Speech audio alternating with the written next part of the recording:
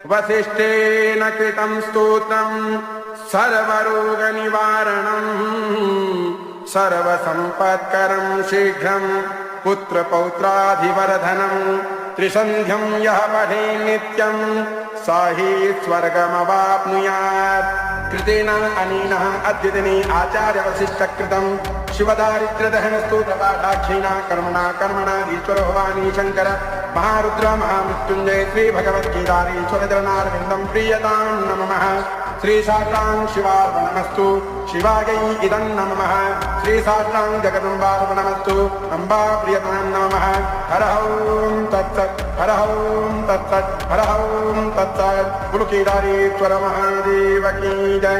सत्य सनातन वैदिक धर्म की जय। ओम नमः पार्वती पतये शिव हर हर हर महादेव शंभो।